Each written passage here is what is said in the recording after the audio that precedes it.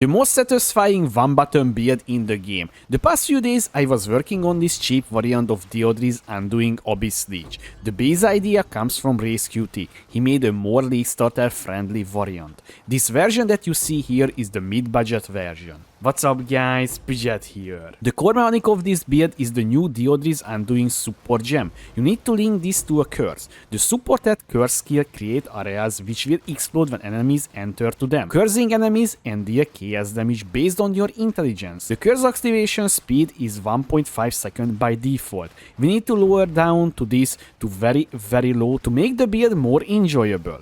With the tree and the jewels we can lower down to 0.03 seconds or 30 milliseconds.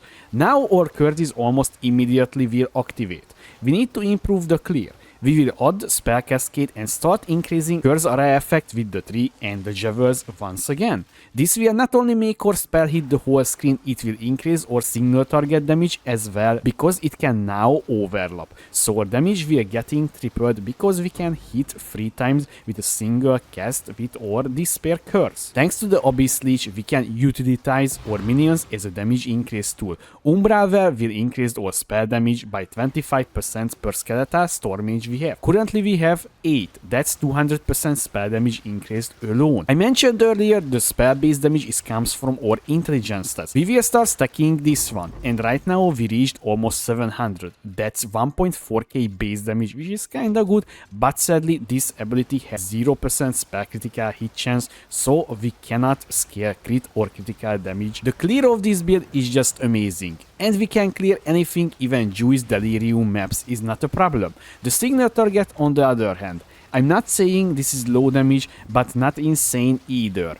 We can kill any map boss or pinnacle boss with this, only it will take more time. Let's start with the items as always. The most important part of this build is the wand and the scepter of hand. So, on the wand you're looking for any extra damage, so it doesn't matter if it's cold, lightning or fire or chaos, just get extra damage on this one, and also spell damage increase and increase chaos damage, and also if you can cost speed and intelligence. The plus the spell levels is not doing too much for the despair curse because you will getting like 1% maybe or 2%. So about the scepter is very important because this is where our spirit comes from. You looking for spirit mana regeneration. That is the most important stats right now on this one, and technically you can get like intelligence on this one as well, but that is very hard task. Can just purchase one with 180 spirit and then just use the rabbit talisman with 10% spirit and you can have a 200 spirit scepter just like that. Very important as well guys, the rings and the amulet, because you need to get int and all attributes everywhere, and if you can maximum mana as well, because the more mana you have the better mana regen you will have, because we're using Zenith 2 to stay above 90% of our mana, and right now this build can just stay above that one. And also this is why I'm using as well the melting maelstrom unique mana flask. This will keep up our mana at maximum for like 10 seconds. You can see here we're not even losing mana, so we can have every single second up on the Zenith support gem, which is very important because it gives us a lot of damage.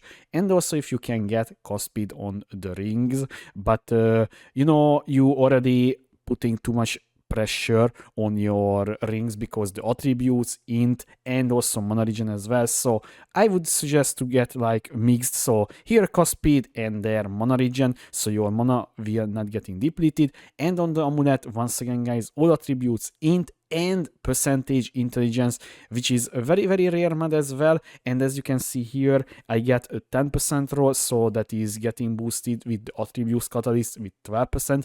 And also don't forget attributes catalyst. And also the amulet, I need to mention you need spirit as well, because that will allow you to reserve an additional minion. So without this I would only have 7, but with this one it can have 8. And now the rest of the gear guys is just you need to fulfill your resistances with these ones, and obviously movement speed on the boots and energy shield if you can get, and also if you have an option you can get intelligence once again on your gloves for instance, and on the body armor as well. In the helmet I'm using the talisman of Ishata, and this will increase your mana cost efficiency, so your abilities will cost less. And now let's talk about the passive tree, guys, because the passive tree, I would say, is very weird. And the reason for this one, because this build, once again, guys, scaling with intelligence. So the more intelligence we have on the tree and or everywhere, the more damage we will deal. Because we're not scaling crit, we're not scaling critical damage, and also, you know, this is not an elemental build, so we can't use elemental increase nodes and penetration as well. So we only have the option is just chaos damage, cost speed, and spell damage on the tree, and that's it. But the majority of the damage will come from the intelligence stats, so this is why it looks like this. So I just traveling here, as you can see here, traveling here to the Javel socket, and the other part of the tree as well. You can see here a very weird traveling, right? This would be not make any sense on a different build, but in this build this makes sense, because once again we need the intelligence stat. Now I want to highlight a few things, guys, because once again we need mana regen and also mana cost efficiency. Very important with taking here the conservative casting and the efficient casting as well. And here a little bit mana blessing, as you can see here. And the rest of the mana regen is coming from this one, this node, and also from our support gem and our suffix, once again, from our ring and the scepter as well. So with this one we can have very nice mana regen. And also I get a unique jewel with increased mana regen and increased mana cost efficiency, although I don't know if I even need this one. Let me see. So honestly we not even need that one, so that is absolutely fine, even if you can get this one, because you can get here more intelligence, for instance, because this build is using 7 jewel. So I want to start with this one. Every single jewel will have 2% increased intelligence, as you can see here. This is a desecrated mud. In the mobilities guide I including how you can craft this one very cheap, because if you just searching for this jewel exactly with these stats, you will see like 10 divine or even more. Do not fall for it. You can get this one less than like 2 divine for all of your jewel. Yes, all of your jewels, and you can see here very nice stats. So literally you have a triple stat jewel everywhere and useful stats as well. The Ascendancy looks like these, guys. So this is also will not make too much sense, because as you can see here we're not even taking 4th notable here, because there is no good notables for us right now for this build. So we will just take here the small nose energy shield and aura effect of curses, and we taking here the Umbral as well, once again, because this will grant you the Umbral souls. And as you can see here, this gives us a bunch of extra goodies if you're using the corresponding minion. We're using skeletal storm mages, so it will grant 25% spell damage increase per mage, so we're getting 200% increased spell damage alone from this node, which is kind of massive, guys. And also Rapture the Flesh, once again, guys, this will cause explosions, which is, you know, explosions is always welcomed in a build. And also we taking the Javel socket here, guys. Right now I getting here 2% intelligence, 2% increased intelligence, faster curse activation, and 18% increased maximum energy shield. Let's talk about the links, guys. So we have the Sigil of Power with magnifying area and prolonged duration, and you just literally before the boss fight starting, you putting down your Sigil of Power and then just start spamming your curse, and then you will gaining more and more spell damage, which is very nice for this build, because we can't really increase our damage even further right now, I feel like, unless we investing even more to the build.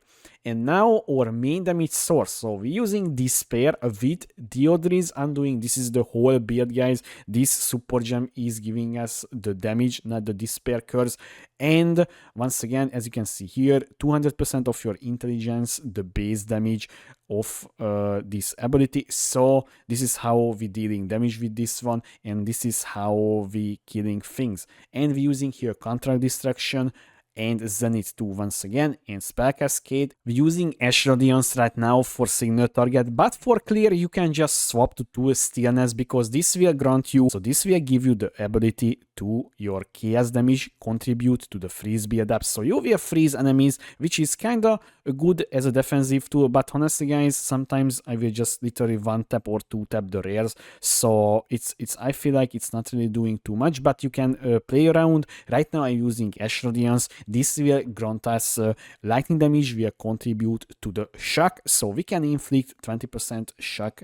That is very very nice, because that is increasing our damage even further. And once again we're using the Skeletal Storm Mages here with just Skeletal Storm Mage alone, because we can't hit the big breakpoint for the Spirit Reservation, because that would cost so much more money. So right now we're just using like this, and we're using Withering Presence with Prolonged Duration 2 and Clarity 1. I want to talk about, guys, the curse activation speed once again, guys. Very very important, because if you're reaching 100% or more than 100%, your ability will not do damage. Literally, you're not even costing your abilities, and you will not deal damage. Your character will just use the animation, but it will not happening anything.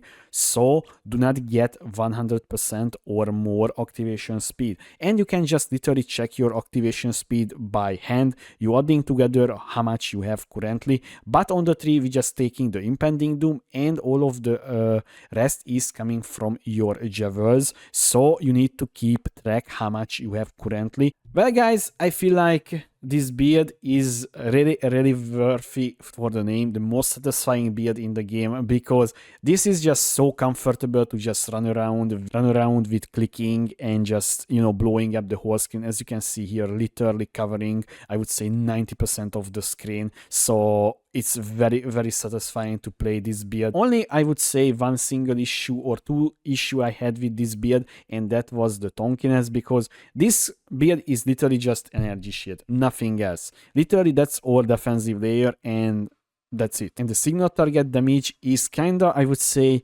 low-ish, because if you comparing to any other build that I played. Obviously you will not deal insane amount of damage, and you will not insta-phase bosses or one-shot bosses, but the clear is compensate that one very easily, and it feels very very nice. I hope you enjoyed this video about Doedres undoing Abyssal Lich. If you have any question, please leave a comment below, or you can find me on twitch.tv/Pidget2. Thanks for watching.